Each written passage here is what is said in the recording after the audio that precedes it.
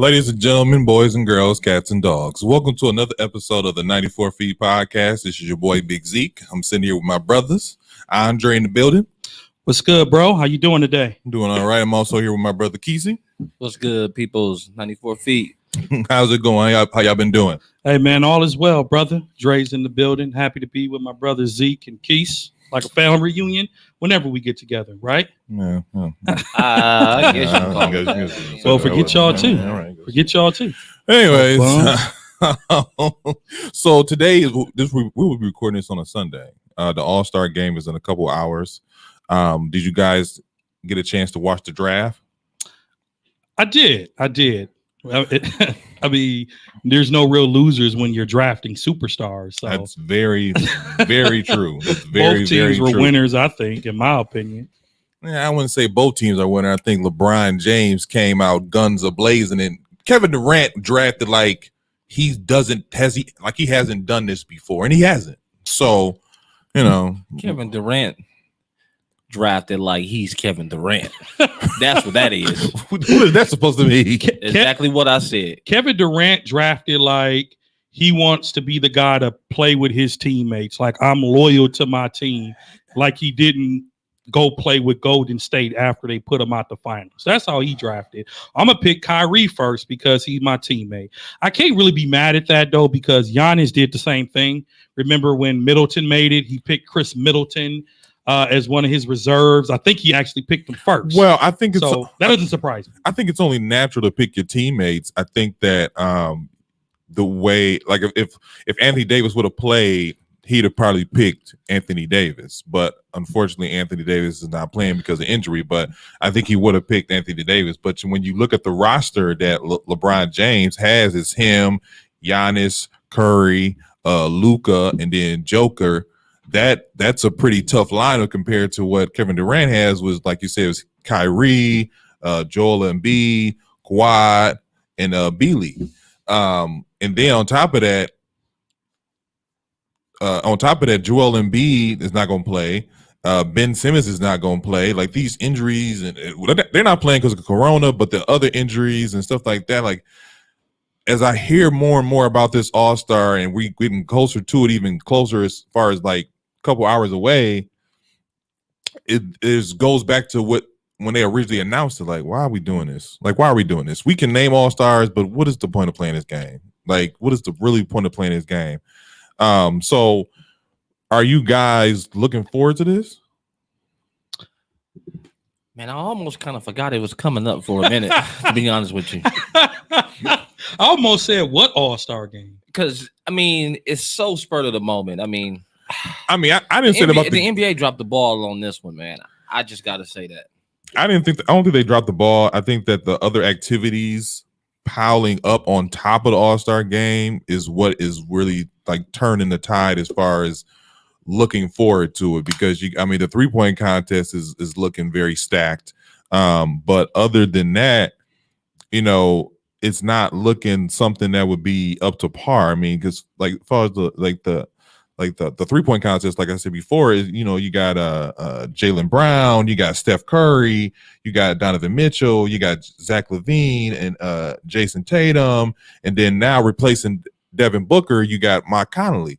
So that's the only thing I'm really looking forward to. Unfortunately, I'm sorry, the dunk contest, I do not care at all this year. Who's in it? Who's in the dunk contest this year? As much as I would like to give these gentlemen the respect of saying their names correctly, I'm just gonna move on. I'm with you on that one this year. Normally I know who's in there, but this year I'm looking like, who? Well, I think he did what? I think that pretty much sums up how we feel about the All-Star game. I'm not excited about it. I may watch it if I remember to turn it on. But I mean, to your point of it being rushed, it's almost like it's a punishment for the players. The whole point of the All-Star game is to interact with the fans, right? It is fan interaction. There's not a fan that's going to be in the stadium. Small crowd Of people who work for these different teams. But you talk about the dunk contest. I know Zion played around with being in it. He's not in it anymore. And then players are dropping like flies. it's just like one of those things where the players probably would have preferred a rest versus a actual game. Usually I'm a big all-star fan, especially in the fourth quarter when they start playing defense. I'm not too excited about it this year because the entire year has seemed sort of rushed. So I don't really care to watch it, but I will because I'm a basketball fan. I mean, the only thing I think the rule change is what the thing is that looks most intriguing about this. I mean, I think the game format is that the two NBA teams compete till to like the fourth quarter, and then the fourth quarter they play up to like a certain point. They play up to like a final target score, and then like the scores have to add up to like 24 to honor Kobe Bryant, something towards that effect. But I mean, either way, I think I'll check it out. Like you said before, just because I'm a basketball fan, but the whole All-Star weekend is just it's going to shit. It's going to shit to be really frank about it. Only people that's benefiting from this is Atlanta club owners. That's the only people that's benefiting from this. Well, to the NBA, I'll give them a little credit. College is my thing. They are giving a major contribution to some HBCUs. So they're able to raise money for a couple of great causes. So I always think that's good. But to your point, I was reading an article earlier today. They were saying that the All-Star weekend for the players is almost like a bubble. So the players have restrictions. They can only go to certain places and whatever. And so you do all that. And I get it because of safety, but you've just literally you took away all of the fun from the All-Star weekend for the players. It's almost like, okay, this used to be fun. Now it's a force because we have to wear the mask. We got to do this. We can't do that. But I thought the fun in the All-Star game was playing with your friends.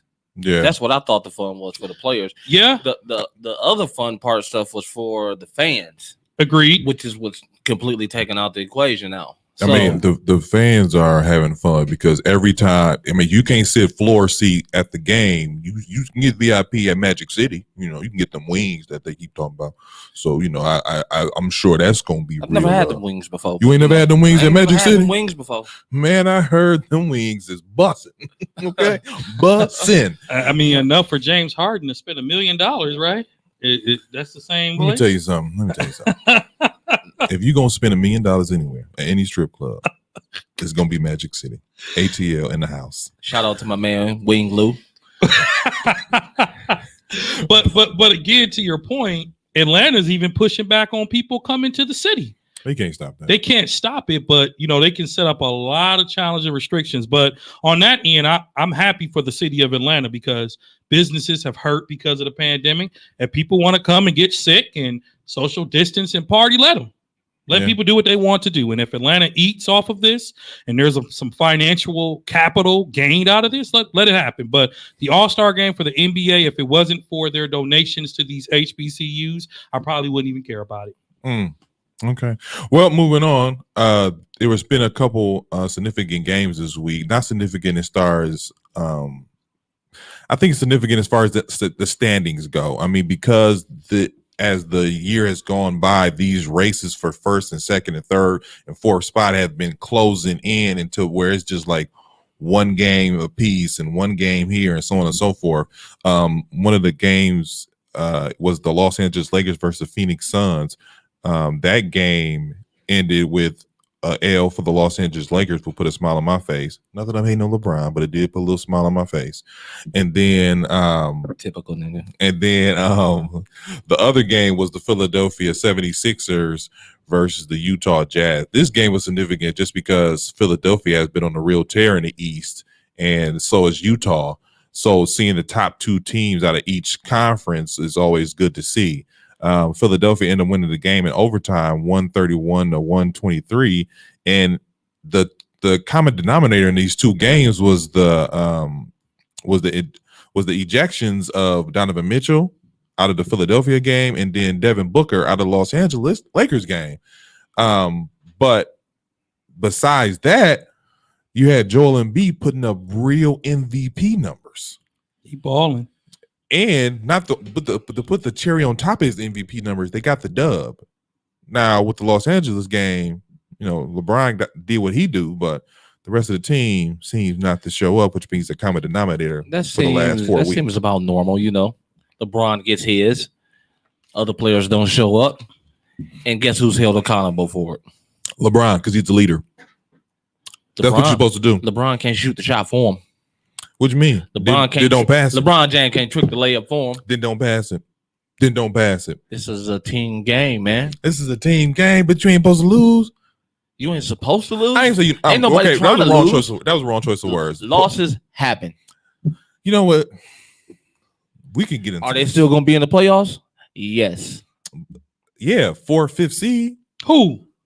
I'm saying 4th, 5th seed. Who? He just said, "Are they going to make the playoffs?" I said, "Yes." Right now, the Los Angeles Lakers are in 3rd spot, maybe a game away from probably for 4th. So you talking about they're gonna make the playoffs? Yeah, but what spot will they be in when they make the playoffs? Yeah, it doesn't matter. Who cares? Got LeBron, because we already know what time it is when LeBron gets to the playoffs.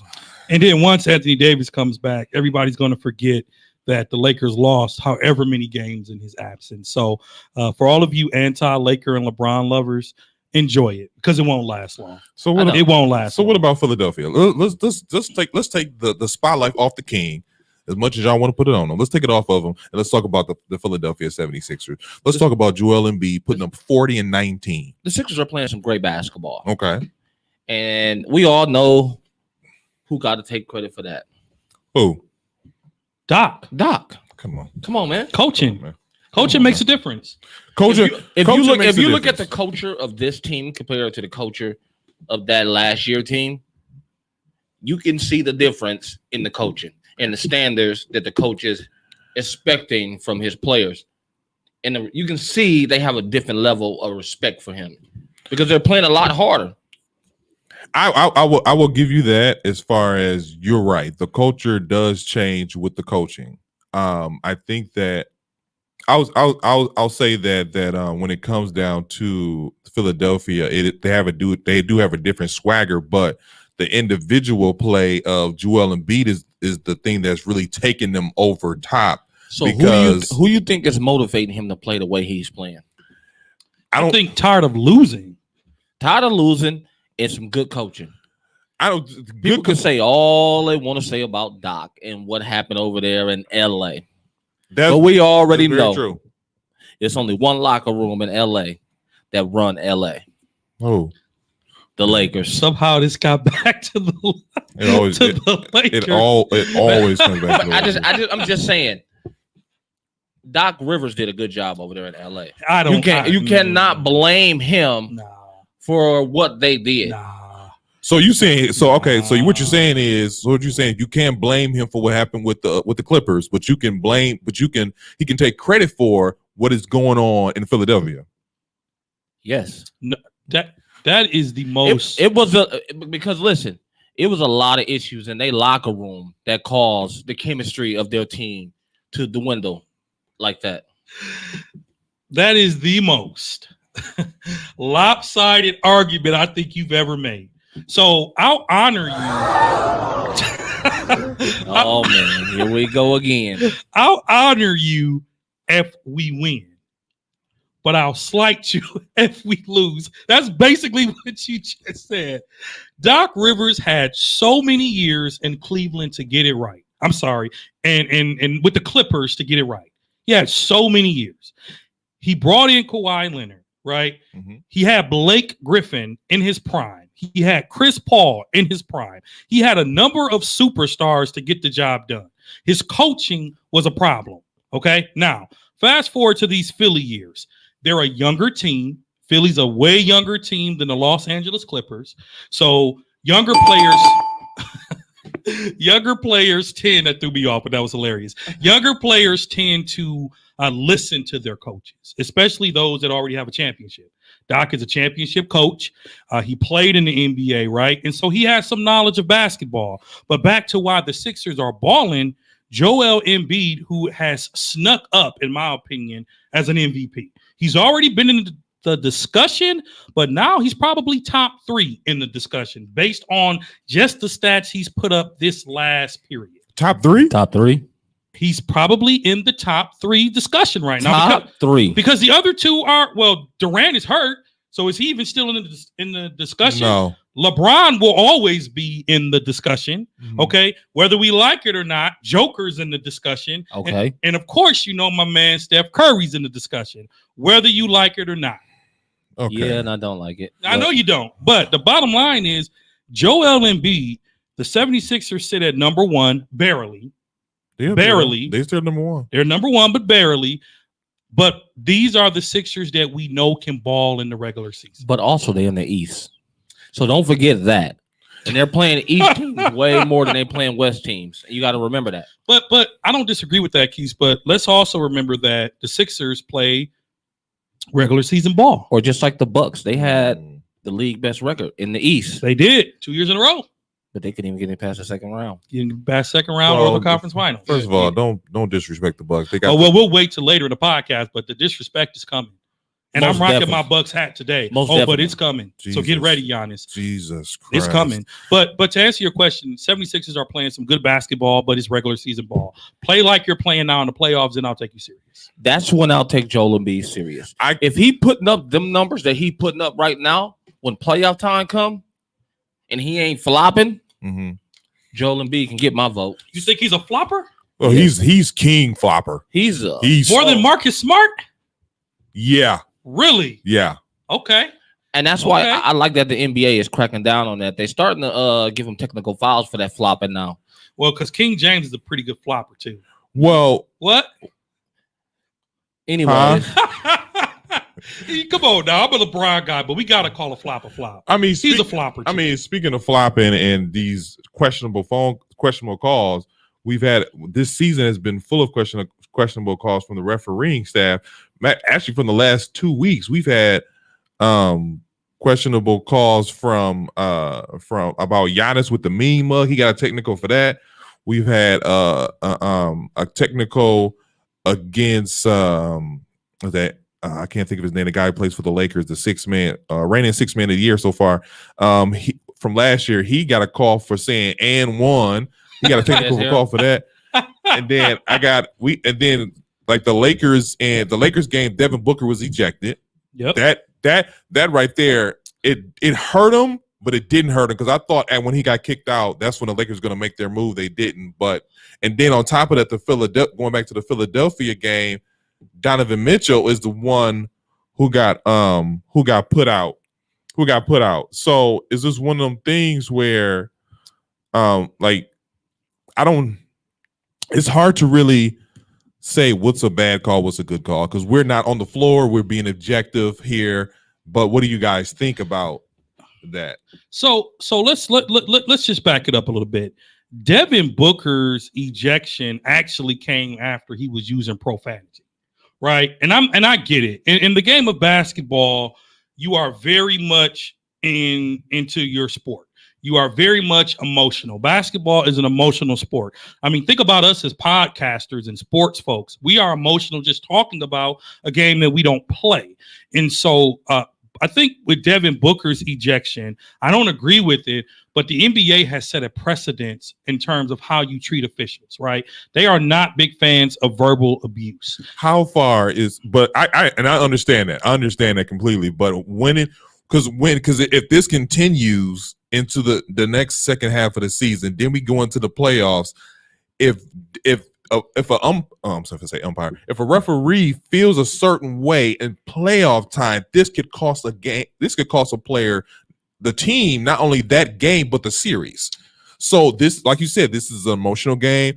People are at a high emotionally, and we're you will react how you react. So I would just feel like the referees are taking professionalism out of the equation, and it's more off emotions. I'm a big fan of fining the referees. When the referees get calls wrong, when they give players technical fouls just because you don't like the way he looked at you, like that's whack. If the player is being, if they're being a head case in the game, if they're being disrespectful in the game, that's one thing. But just because he looks at you wrong, or he maybe dropped a couple F-bombs in a moment of response. Go ahead. I was just going to say Devin Booker, speaking of that, Devin Booker he did a bounce pass to the referee. It was a hard bounce pass. With profanity, though. But it was a hard bounce pass, but come on, really profanity. I'm on Devin's side. I'm on Devin's side. But see, that's where the game has changed. It's the referees who have changed too, and it's all the way across the board. It's not just the NBA. I mean, it's all the way across the basketball spectrum.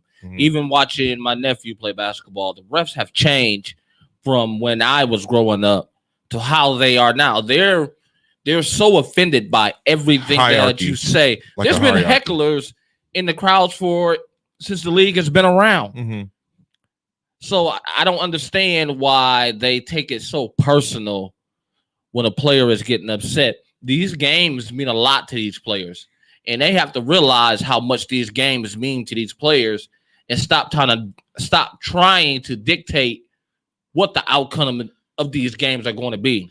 You know, I think about Joey Crawford. Do you all remember the referee, Joey Crawford? Yeah. He literally made the games about him because he was always so extra in every game. His technical fouls just weren't regular, and you can't see what we're doing. They were extra. They were met with what? Like acting and just overall, like, you're out of here. You know, he could never be regular. So I think the league, to Kesey's point, the referees have made this about them.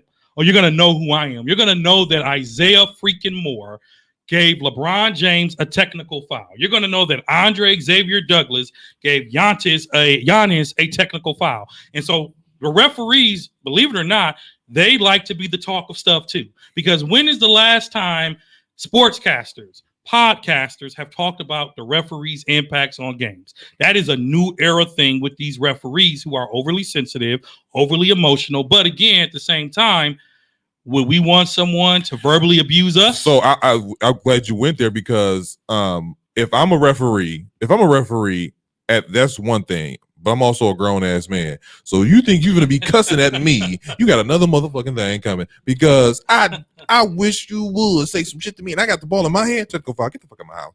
Because that's what you're saying. Because as the referee, get the fuck out of my house. Get the fuck out of my house because you're not gonna be sitting here disrespecting me in my house. This is my house. So what about the referees who make game changing calls? That's where the issues come though. Yeah, but like some of them calls they make changes the dynamics of the game. Just to your point too, I will give you that because there is a time and place for everything. Fourth quarter, overtime, 2 minutes to go. There is a saying that you can't let a ref decide the game. Like you can't let him, and when that kind of goes both ways because you can't make he has to call an obvious call, but he also not gonna call a pity pat call. So he's not gonna call if it's a reach call. But if you push me while I'm in the middle of my jumper, yeah, I gotta call this. I have to call this. Some of the calls be suspect. I mean, I'm telling you, I'm watching basketball from NBA all the way down to 7th grade right now. You know what I mean? And the way the calls are called in the game are the same way for 7th graders all the way to the NBA. Like, let these people play ball. Let the players dictate the outcome of the games. Yeah, I was just gonna say that the only thing about it is that like I hear what you're saying, Keezy. It's just that we not down at the Y. So I have to look at the ref to call it because I can't be like I gotta look at you because I can't call it myself. And I you know what I'm saying? So I get where you're coming from. It's just it's a real slippery slope when as far as refereeing go and stuff like that. And I'm sure they're under tremendous pressure just from like the league, from players, and hey man, I catch you outside. Because even talking about high school and college, like these referees got to get escorted out of these places because be like, hey man, I'm gonna see you when you leave here. Oh, I've been to some of the high school games. So you're saying you beat up a ref? It gets rough for the refs in high school games. Yeah, I'm gonna tell you like this. Some of the refs probably gonna need them a bodyguard soon. Yeah, but you know what? Again, I think it all comes back and it boils down to just we are emotional fans. Players are emotional, right? But the referees also have way too much power. They have way too much power. If you start fining the referees for bad calls, because how many times, and we're an NBA podcast, but how many times has the NBA and the NFL come back and said that was a bad call? The refs made the wrong call. Oh, but the game is over now, right? The playoff seeding is done, right? LeBron could have scored the point, or Devin Booker could have, made the three. But now that the game is over, the NBA has set that standard that the referees have the final say, and that's the NBA. That's been the NBA for years. Do they have too much power? Yes. Should the players control themselves? That's another story for another day. They might have too much power, but the thing is, they have to be held accountable for when they're wrong. So, but how do you do that? How do you do that? How do you do that? That's the hardest part. How do you hold them accountable for their call? Do you find a referee and say, you got that call wrong, you're suspended for 2 games, like you do players? Or wait, hear me out. Or do you say, you know what, Zeke, you got that call so wrong that you can no longer ref the playoffs? How do you hold them accountable so they know, you know what, I can do my job and not be overly sensitive? Well, they make pretty good money, so let's just say, let's say, oh, you made 2 bad calls that game. We're going to find you $250 for each bad call you made, and we're going to donate it to a charity. Let's do something like that. You know what? That I was just going to say 2 things. Number one, we think they make good money, but let's be very clear here. I don't think they're making the kind of money where $200, that's fine. But this is the NBA. This is big boy league. So you getting fined $1,000 or more. So if I'm a referee, they fines be more than my salary sometimes. Exactly. So if I'm a referee and you fine me $1,000, I might see LeBron outside like, really, LeBron? Really? We gotta have a conversation now, because now you just took $1,000 out of my mouth. If you find $25,000, that ain't nothing but a drop in the bucket for you. But for me, you find me $1,000, and we also not even considering the human error here. There's always a human error. But how much do you think referees make a year? So we haven't researched that one, so I couldn't tell you. 50. But 50 what? 50,000 a year. But referees are averaging around 500,000 a year. Okay, then never mind. Yes. Wow. Okay, find them $1,000. You know what? They're making about $3,000 a game. Okay, never mind. Find them $1,000, $2,000. Fuck that shit. Okay, you did change the whole thing. You did change the whole perspective of this. Find these niggas every single time. Fuck the bullshit. These niggas is making $500,000. Find they ass. 25,000. Make a better call. 25,000. That's a little harsh, man. But I would say 1,000. But I also think the part that we're missing for all to satisfy the listeners that believe in the NBA is fixed, look at the calls. They're not happening against bum teams. They're happening in big games. They're happening when Philly plays the Lakers. They're happening when Utah plays the Lakers. They're happening when the Clippers are playing the Bucks, right? Or the Clippers in Philly. They're not happening with the 10th seeded team and the 20th seeded team, right? You don't hear nothing about bad calls with losing teams. You're hearing about bad calls with winning teams. So let's just talk about the culture of the NBA and their reffing to take control of games. And that is a culture that the NBA has built that they need to tear down. I get it. I totally agree. Speaking of a tore down franchise, the Golden State Warriors. Jordan Poole and the Golden State Warriors. Right, Jordan Poole. Shout out to my man Jordan Poole, Milwaukee's finest. But just yes. Speaking of them, shout out to Poole. Steph Curry, which we'll get to that in a second. But Steph Curry had mentioned that he feels like a lot of teams are taking their past discretions out on the Golden State Warriors for past discretions, and then now they're do we have a sit down feature on there for Steph? And I'm a Steph fan, but do we have one of those? Man, sit your dumb ass down. I mean, that's how I feel about Steph. And y'all know I'm not a profanity speaker, but that's how I feel about Steph. Kill your intro, bro. I'm sorry. I'm sorry. What? That burned your biscuit that bad? Bruh, that was the dumbest thing ever. Like, fam, you were 73-9. You were 73-9 with 2 of the top 10 players in the league at the time. You should not have anything to say about anything. The way Golden State has dog walked people the past 2 and 3 seasons. Are you freaking kidding me? Bruh, no. I'm with Andre on this one. Bruh, come on, man. No. Come on, man. No. Hit it one more time for Steph. All the way in the back. Just for Steph. Man, sit your dumb ass down. Come on, bro. Stop. I'm not saying I agree with Steph. I'm not saying that. But what I'm saying is, when it comes down to, like you said, they were 73-9 at one point, and then I say about between 2 and 3, maybe 4 years, between 2 and 4 years, Golden State was the team to beat. Like every time you beat them, even if it was one time and they blew you out the next time, it was an accomplishment, especially if you of a team that was of a lower caliber. So I understand if these teams are doing this intentionally, but I don't think it's intentional because even now the Golden State Warriors are a team that you can't let hang around because Steph can turn you being down by 12 to a tie game in like 2 minutes. Because that's who's dangerous. But nobody on this team else is dangerous. But that's any superstar. It is any superstar. Any superstar, you cannot let them hang around. I think it's more of a respect thing, though. When it comes to Curry, because he shoots the ball the way he does, it's insane how he can turn a 13-point lead into 2 in less than like 30 seconds. Listen, it's crazy. So is it even, crazy? As much as I hated to say that. So is it crazy then? So is it crazy for him to say? It is not. It is absolutely asinine for him to say. Right? It is preposterous. What is Stephen A's word? It is blasphemous. What are all the other famous sportscaster words? Here's the bottom line, Steph. Golden State has beat up people for years. I mean, I remember watching poor LeBron when he had the injured Kevin Love and the injured Kyrie. It was like, bro, LeBron could have scored 100 and Steph and KD would have scored 200.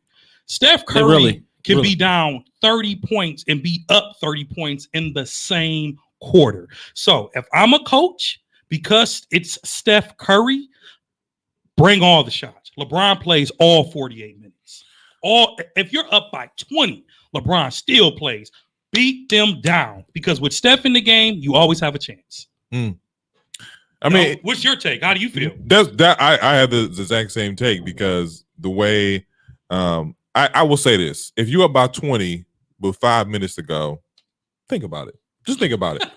Just think about sitting LeBron. See, just think about it. If Steph hit 3 3-pointers, they already got 9 points. That league's now cut in half almost.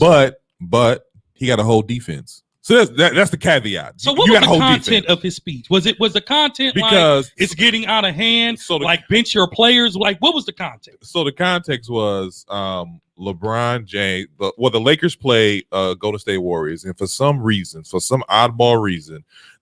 This game is still hyped up, man. Lakers versus Golden State Warriors. You remember what they did 2-3 years ago, and I like that was like they be hyping up Golden State Warrior games like they still have a chance. I mean, MVP versus MVP. Let's say MVP. One MVP. Candidate. Steph. But anyway, so it's one of those things where they hyped the game up and then Los Angeles did what they're supposed to do. I think they blew them out by like 30 or something like that. Which if I feel like if you watch basketball, you knew this was coming. But I guess Steph felt the way because these guys were playing until like 2 minutes into the fourth, and they were getting blew out the whole game. But see, the Warriors have done that to so many people, man. It was bound to come back on him. Payback. Did you forget about the looks he gave people? Did you forget about the salutes he gave people? The shimmying. Did you forget about the shimmy? Did you forget about the turnaround after he shot the 3 and just watched it go in? Bro, not just shot the 3. Shot it from half court. Like, not only am I going to beat you, I'm going to beat you terribly. I'm going to shoot the ball from as far as I can and do a dance in front of you. Golden State have bullied the NBA. And this is just payback. I have zero problems with it. I have no problems with it. I think they should have beat him by 60. Jesus Christ. And if it was me, I wouldn't have took LeBron out the game at all. Wow. He's lucky LeBron had a break in the game sometimes. Because they would have lost by 60. All I'm saying is Golden State did it. I mean, going out and getting, and again, you all know how I feel about Steph, but going out and getting KD just changed the game. And it was a whack move. And so now you get what you get. That was a humble moment for him. Okay, so is it revenge or is it just we playing ball? I'm just playing ball. It ends how it ends. You know what? Now that you give me some context and hear what my bro Keith said, I think it is revenge, but I'm okay with it. Wow, I'm okay with it. Did you see how they used to do LeBron? No, they dogged him. First of all, why has got to come back how they do LeBron? Because they do LeBron like that. The Warriors taunted the King so bad. They beat him because it was like, dude, we beat the King. Okay, hold on. Do you remember what Klay Thompson said? I do remember all this. Do you remember what Klay said on the panel? Go ahead. What did he say? When LeBron referred to, I think Cleveland was down like 3-0 or something, 3-1, something like that. And LeBron referred to himself as the best in the world, which he is.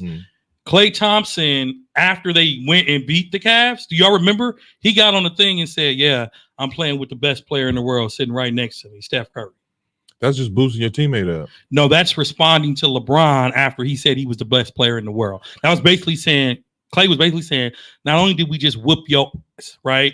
We're also, I'm sitting next to the best player in the world. That was taunting. That's what I call that. That was taunting. But that's why LeBron put his foot in his neck this year. And if it was me, I would have put both foot in his neck. So there's really don't like Golden State at all. No, they did the ultimate, like, they disrespected the King, disrespectful move when they picked up KD. Totally agree. KD is such one of a kind player. He should have never joined them. He should have been the type of player who made people join him. And I'm gonna say this until I'm dead and cold. And I agree. KD is going down in the history book as one of the best scorers in NBA history.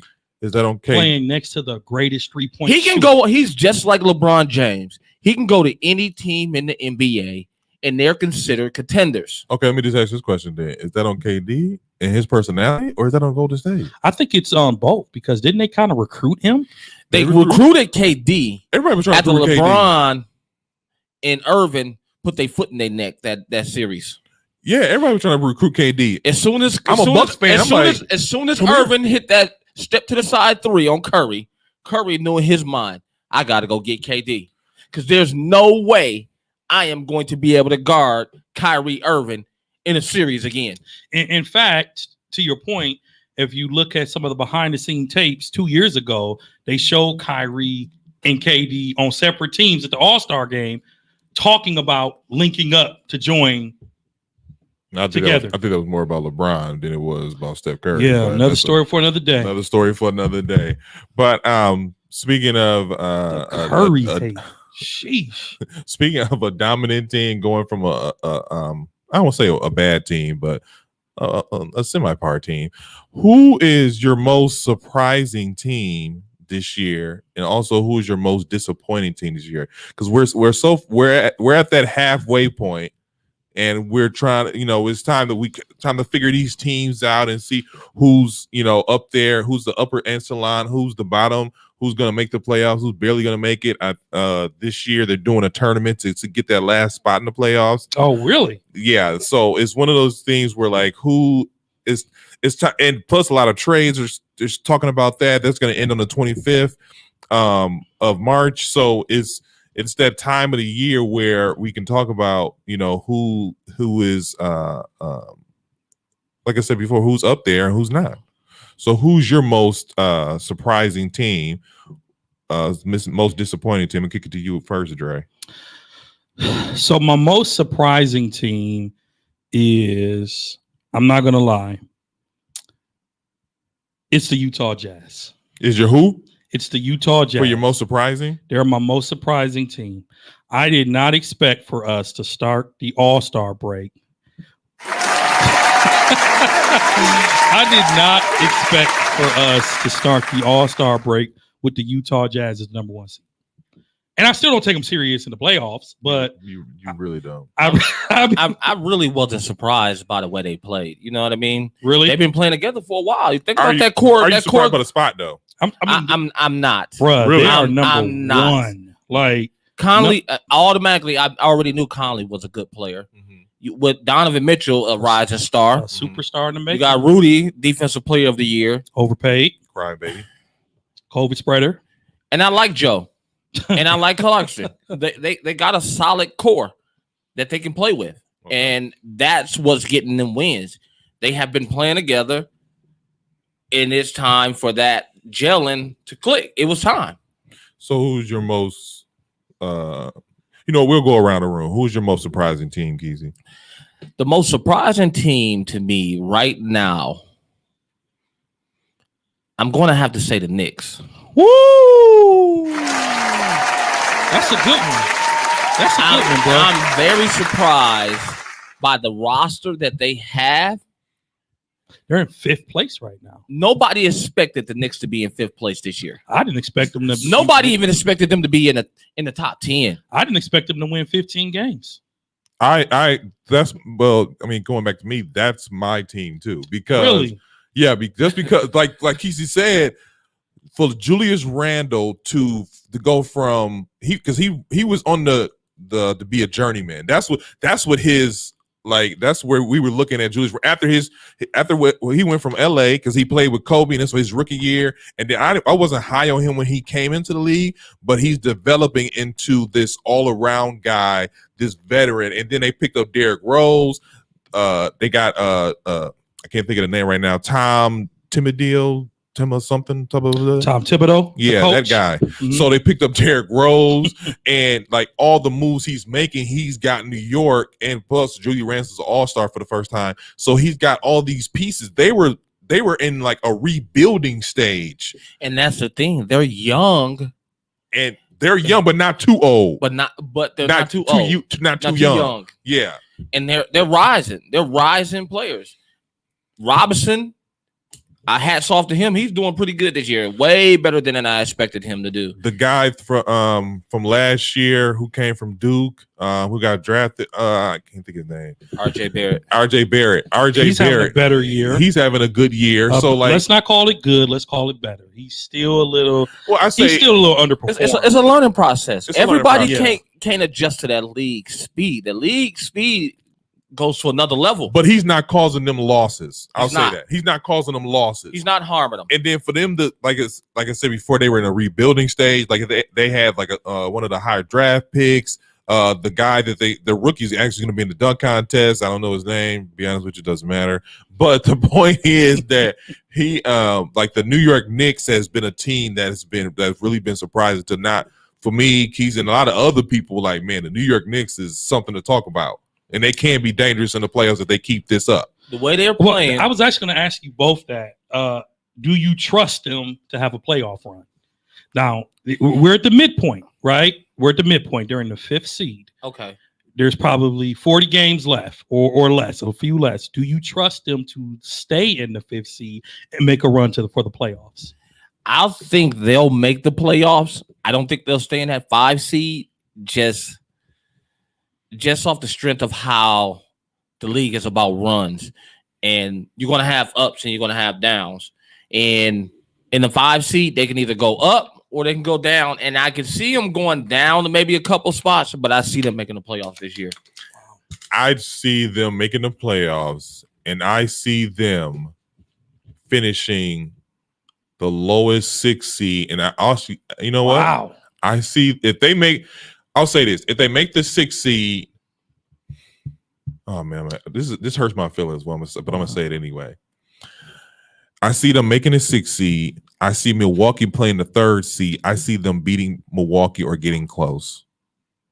So, with that being said, I see them making the league notice of them in the playoffs. So I see the league putting them on notice, just like when the Phoenix Suns put the league on notice in the bubble last year. I think this year it's going to be the New York Knicks that put the NBA on notice, like, hey, we here to stay.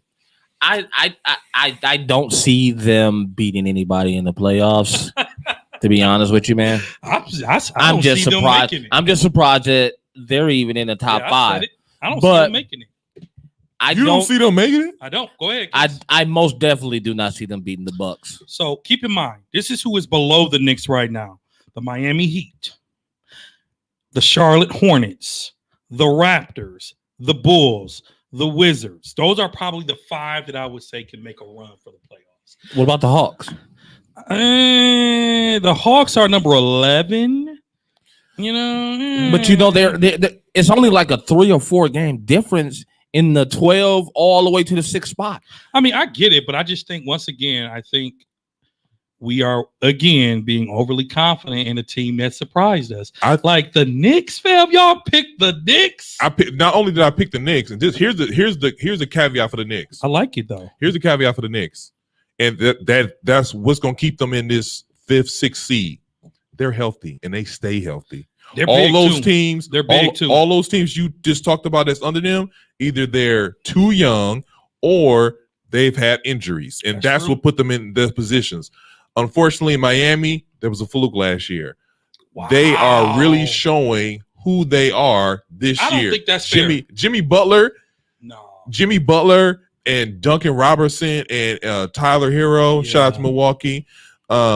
These guys had a nice little run in the bubble, but their time is coming past, and it's time to move on. But like you said, that break in between before the bubble saved Miami. Saved them. It did. It saved them and it helped them get to where they were in the bubble. But that also showed why they didn't beat the Lakers when they technically should have beat the Lakers with the squad that they had. Who?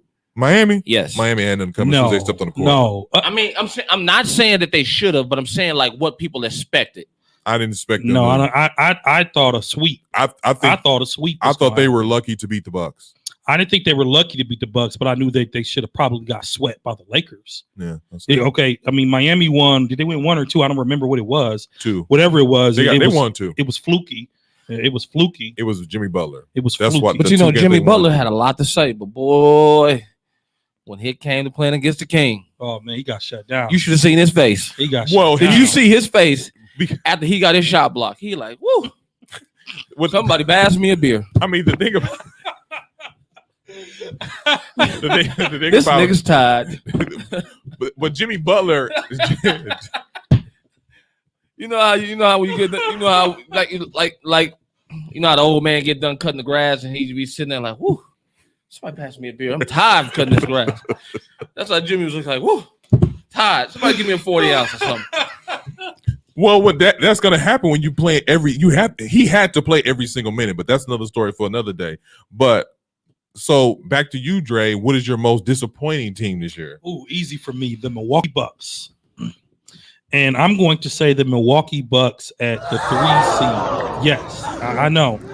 Listen, I was kind of with you for a second, then I had to like. You know what? You know what? It's interesting to.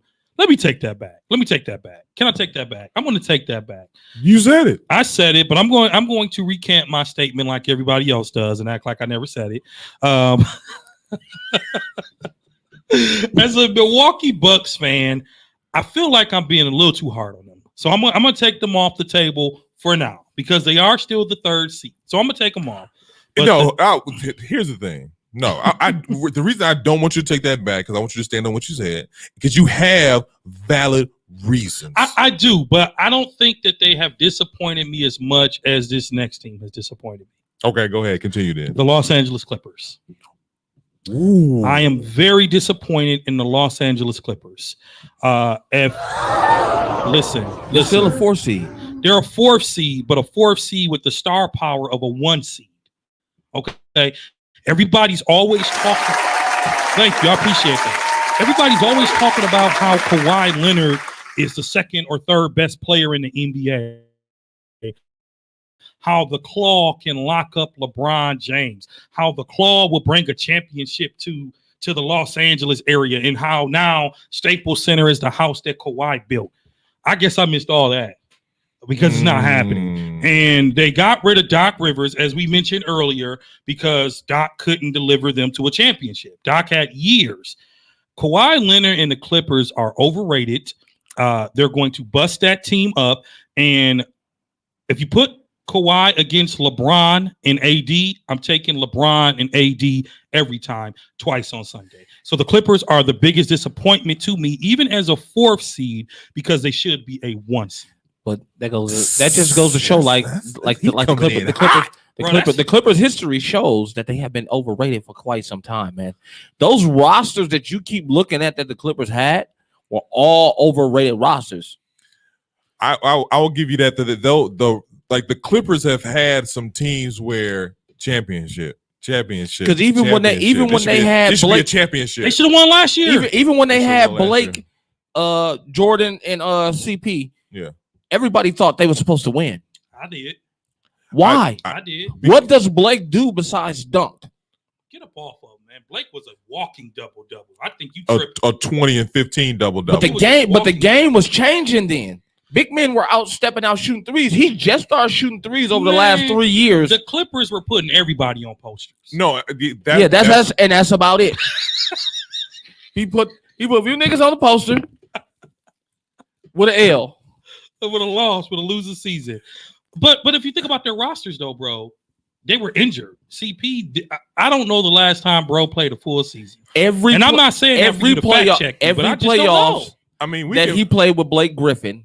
He got hurt first round of the playoffs. I'll say this: the thing about the Clippers is, like when you look at them on paper throughout the years, you're right. They've had some teams where this is a championship team, this is a championship team, and then you're like, man, what are they missing? What are they missing? I think that, to be really honest with you, I've always looked at the Clippers like, y'all got a good bunch of niggas. A bunch of, and when I say that, I mean like a bunch of players who are so good on one-on-one. Jordan Crawford, CP, Blake Griffin, like these guys are good for highlights. They're good for one-on-one play. But when it comes to like team chemistry, even if you have the best record throughout the season, and then you come down to, because I feel like while they were developing their team, other teams were developing their team, because that's what happened. That was the creation of the Golden State Warriors. Like when the Golden State Warriors were starting to come up, that's who the team they had to overcome was the Los Angeles Clippers. Well, that's when like, man, Steph started developing to who he is today. Klay Thompson started developing to who he is today. We was looking at Draymond Green. Like this team was like, oh man. And then eventually they had to just break that team up because like, okay, we're just getting to the point of we're getting to the Warriors and then that's it. We're getting to Houston and then that's it, and so on and so forth. So I get where you're coming from as far as the most disappointing team to as far as with their history. The Clippers were built for highlights. They were not built to beat a good team. If you look at that roster, they were not built to beat anybody. That's knowledge right there, fam. That's knowledge for real. That's coming in high. I mean, y'all. I hope if they beat the Lakers, y'all have a lot of apologizing to do. I won't never apologize. I will stand up and say they deserve to win if it happens. To keep it rolling, my most disappointing team of the year, I am going to have to say the Dallas Mavericks. Don't whisper. Say it out loud. The Dallas Mavericks. Really? That surprises me. And you know why? Why? Because everybody puts so much hype in how good Luka is. And he is still an MVP And they candidate. keep putting him in this MVP candidate. But MVPs make their teams rise to another level. Even when LeBron won his MVPs, or even when Giannis won his MVPs, their teams were winning still. Valid. So my thing is, they can't be the 8th seed and you got Luka. I'm giving you a little Luka, because what I'm starting to notice is Luka is a stat sheet stuffer, and that's it. I'm gonna give you a little pushback on that, just because Dallas is the team. Dallas is a team who has a superstar, and then you have an ailing superstar, a guy who has the potential to be. He's talking about Porzingis, guys. I am talking about Porzingis. You have a guy who, because it's supposed to be the 1-2 punch. Yeah. They can because if you 7 foot and you can shoot the three, how he can shoot the three, you're supposed to be like they say if Giannis had a jump shot, he would be better than LeBron. Like he would be the best thing walking. Porzingis falls in that same category. You're 7'3", you can shoot the three like that, and you can pretty much dunk over anybody. He's a little soft, I admit that. But at the end of the day, he was a walking double-double. He was supposed to be like 20 and 15. He hasn't been good since he left the New York Knicks, since he had the problem with the knees. So that's my only pushback, because when it comes down to Luka himself, if you put Luka on a different team, Luka will get you the dub, because the the wins that the Dallas Mavericks do have is most of those is because Luka has had the ball in his hands with 3 seconds to go. Give me the ball, bucket, game over. Don't worry about it. Let's move on to the next one. So it's just one of them things where, like, I hear what you're saying. Now I do agree with that because they're preseason top 5 team. Top 5 team, Luka, he's going to be MVP. He's the one to take over the league, so on and so forth. So I get that, but I just have to give him a little pushback because, like y'all always like to say, it's a team game. You can't just put it on one player. As far as my most disappointing team this year, it's the Atlanta Hawks. The Atlanta Hawks had I think last year they were like, man, this team is like a couple veterans away from them winning, making the playoffs and so on and so forth. It's one of those things where you got trade, they have a perfect combination, and then they're in the East. The East is wide open. It's always wide open ever since LeBron left ever since he left from Cleveland to Los Angeles. The East has been wide open. So when you got Trae Young, you got the veterans of a playoff Rondo, and you got these young guys and a mixture of veterans. I would expect y'all not necessarily be the top 5 team, but maybe making some noise where y'all playoff bound, maybe 6, 7 seed. See, that's where everybody went wrong with Atlanta. They thought by them picking up Rondo and what's the other guy name? The shooter guy that the Bucks were supposed to pick up. Donovich or something like that. Something like that. I think it's Donovich. It doesn't matter. He's whatever foreign. His name is. Anyways, he's foreign. They thought they were going to be their saviors. Yeah. But clearly people didn't realize how good LeBron made Rondo really look. Or I shouldn't say made him look, but how they really complemented each other. I think when they picked up Rondo, they expected him to do the same thing he did in LA, not necessarily, and also mold Trae Young to be a better point guard. And by the way, Trae Young didn't even make the game.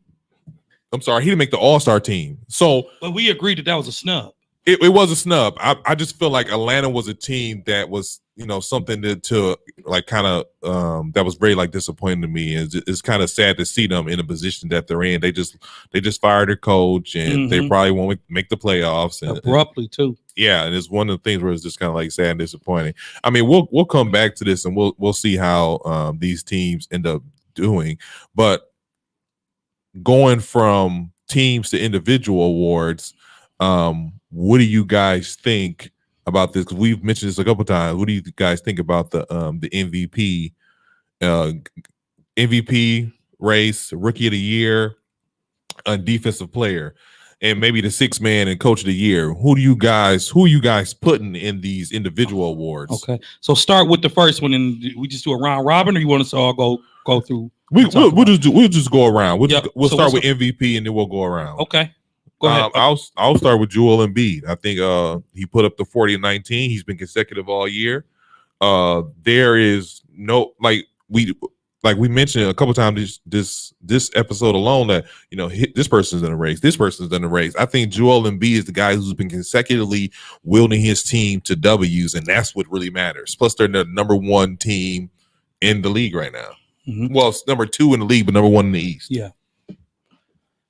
Y'all already know who I'm going with. I don't even need to say it. The King. Oh God. LeBron James, man.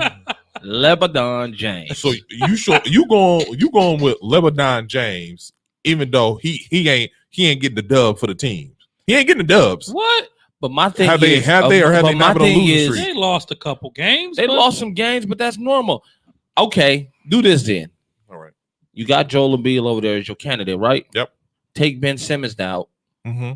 And take Tobias away. That's 2 players. But see, the Lakers you forgot the Lakers didn't have Schroeder or AD for like 8 games. Did you forget that? They lost majority of those games while both of them were out.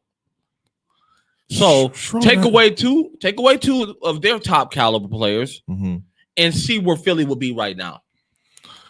First of all, injuries and unfortunately COVID is a part of the season. So when you talk about take those two out and where would they be, and so that's hypothetical. We're talking about what has been happening this year so far. I'm going with LeBron James. That's what you're going with every single year. Go ahead. Who you got? I'm going with Joel. I'm going with Embiid. I mean, Embiid. His numbers are ridiculous. Like, I mean, he is leading something crazy right now. He's supposed to do that. Well, so is LeBron. Okay, and that's what I'm saying. Oh my God! He's supposed to get the dub. That's what he's talking about. Listen. Well, later for your individual stats, get the dub. Joel Who's getting the dub? Joel under Doc Rivers' tutelage is playing like the big man he's supposed to be. So shout out to Doc for getting Joel in order. But right now, at the midpoint in the NBA, Joel would be my pick. But you keep talking about wins, right? Mm-hmm. The Lakers are 24-13. What was Philadelphia? 24-12. They're Yeah. only one game. And actually, it's considered a half a game because it's in the loss column. All that to just. So that's my. So what I'm saying is, LeBron's not even ranked 2 right now in the ladder race. He's not even number 2 right now. So what makes him be stats better than LeBron? Look at LeBron's stats. And who got the better stats of it all year? Because this is here's a perfect example. Joel. Here's a perfect example because 140-point game in Joel right now. Joel, since we talking about MVP, so go ahead. I was going to say that the difference between the two is this. The difference between the two is this. When you talk about so the Lakers play the Phoenix Suns, a team that is like number 2 in the league in the Western Conference, maybe number 3. They lost to them. They lost to Brooklyn. They've lost to some other teams. The contending teams, the teams that they should be beating, where we have to make a statement, they're losing to these teams. Philadelphia is not losing to these teams. That game with Utah was a big game. Why? Because it was a statement game.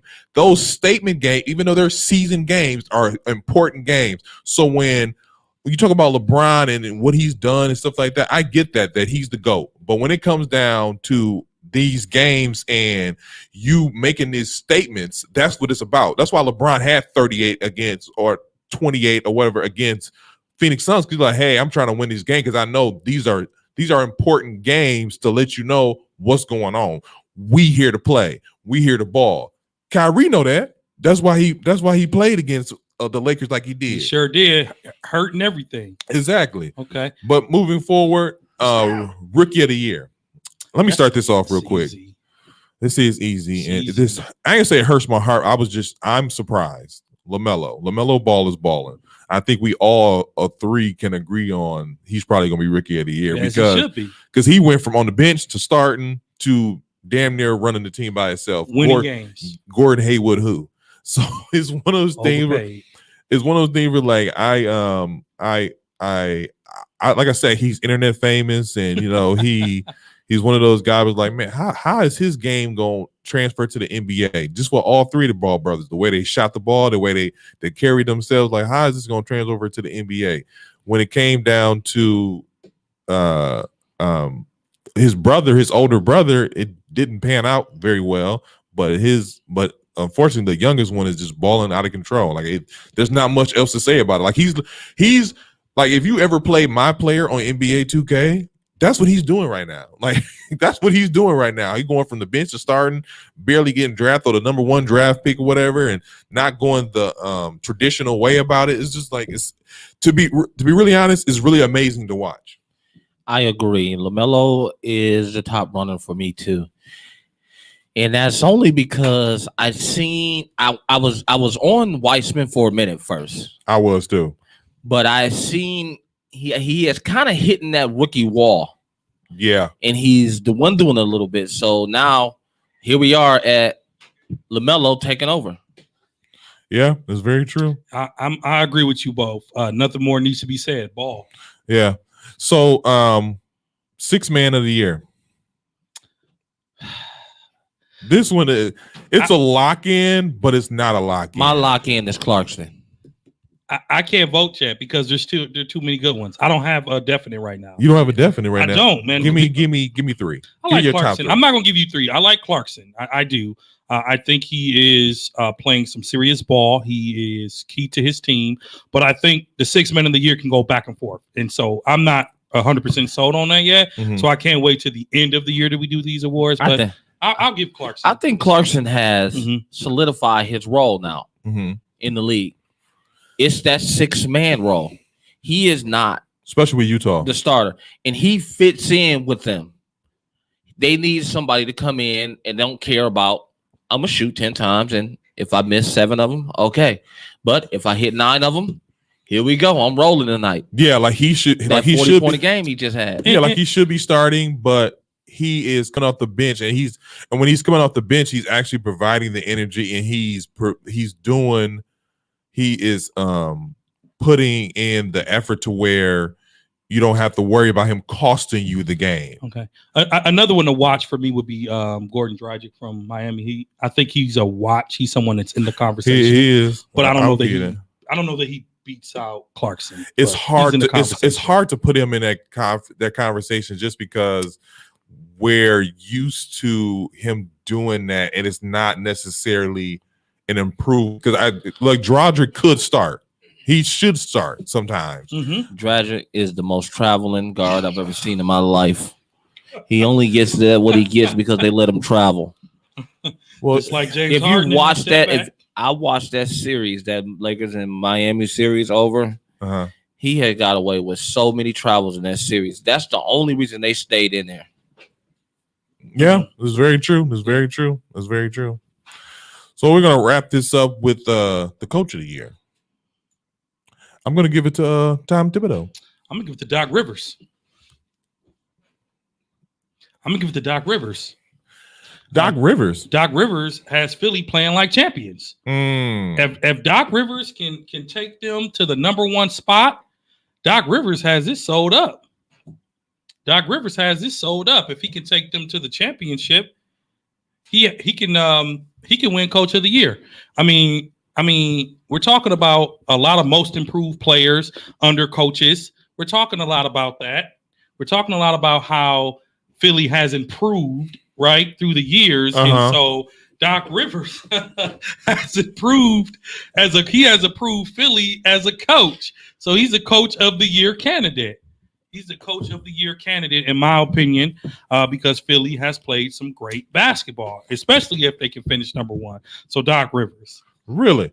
I was going with Tom Thibodeau just because the job we just talked about the New York Knicks doing and how he's got them going from a laughing stock to one of the teams that the NBA has been put on notice. I think that you have to give him consideration as far as giving him this platform. Well, I mean, necessarily giving him this platform, but giving him his just due by him putting all together this young, old kind of team. Not necessarily old, I would say, but veterans with the younger team and kind of putting them together and doing something that's really that New York didn't expect to see for another 10 years. Yeah. I was kind of riding with Doc at first, but then I got to thinking about New York again, and I just got to give it to Tom. I mean, nobody expected that team to even be talked about in the top 10. Yeah. At all. I was expecting to have lottery picks for the next 2-3 years. But have we ever seen 5th seed coaches get coach of the year?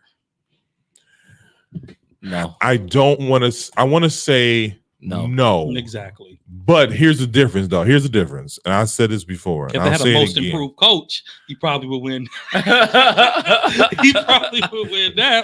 the only, I mean, usually I would agree with you, but because I'll say this. If you're coached by LeBron James, you should never get coach of the year. You should barely get a ring. So you shouldn't even be mentioned. You should be in the picture. When they come to team pictures, you should be the guy in the background with your arm around LeBron, like thumbs up. Way to go, guys. So Steve Kerr be doing that same thing, standing behind KD saying, thank you, man. Yeah, he should. Especially. Thank you for everything you are about to do for me this year. He's no Phil Jackson, that's for sure. No, he's no Phil Jackson at all. He's no triangle offense coach, that's for sure. Because they most definitely ain't running no plays over there. No, he's definitely in fact, not at all. I remember seeing Iggy running the plays in the huddle, and Kerr was just sitting over there on the bench. So it's all good. Dang, just come down like that. Hey, why not? Yeah, I guess. Well, this has been another episode of the 94 Feet Podcast. I'm your boy Big Zeke. I'm here with Dre, and I'm also here with Keys, y'all. 94 feet, my peoples. Yeah. Like us, subscribe, check us out on Spreakers, Apple Music or Apple Podcasts, and Spotify. Like, share, comment. Tell us what you think. We probably will disagree with you